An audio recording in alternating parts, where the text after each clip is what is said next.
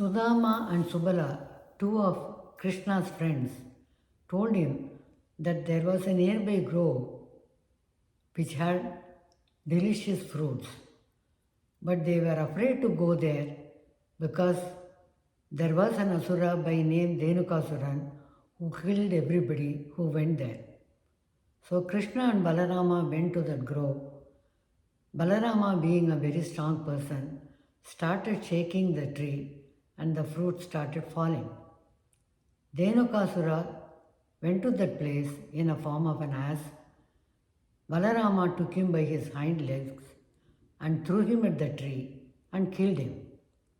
Now we come to the story of Kalinga Nardanam.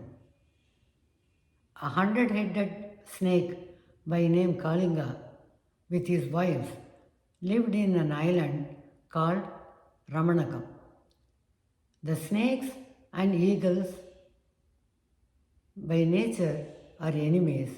Also, they were stepbrothers according to Hindu mythology. Garuda, an eagle who was also a vehicle for Lord Vishnu, used to kill the snakes and eat them. Afraid of him, Kalinga decided to move to Yamuna river along with his wives. A saint by name Saubari lived near the banks of the river. He was doing penance there. Whenever he opened his eyes, he saw the fish in the river and he loved them all.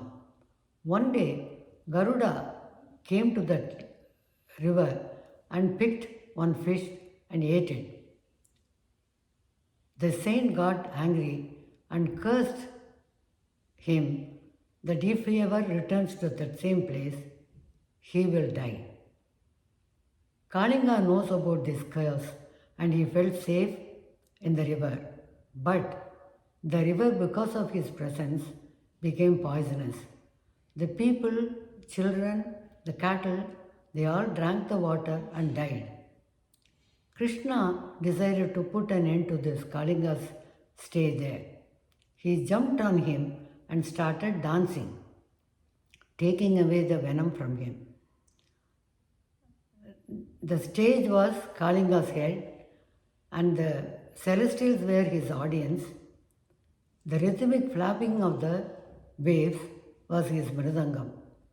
Kalinga's wives begged Krishna to spare his life. Then Krishna ordered them to go back to their own place. Kalinga was afraid of Garuda. But Krishna told him, since his footprints of Shankachakram are there on his head, Garuda will not disturb him. On that promise, Kalinga went back to his original place. The people thanked Krishna and decided to spend the night there. During midnight, there came a fire and Krishna swallowed the fire and saved the people. One day, Krishna, along with Balarama and his friends, took the cows to the nearby forest for grazing. Krishna and his friends were playing nearby.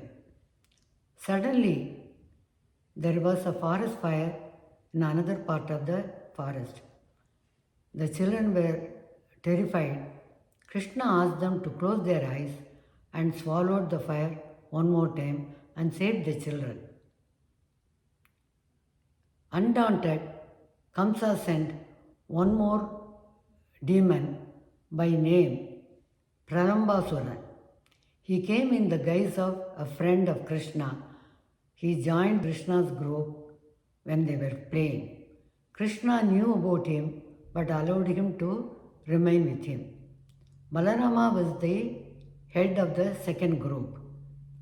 The rule of the game is the losers should carry the winners on their shoulders and walk 10 steps.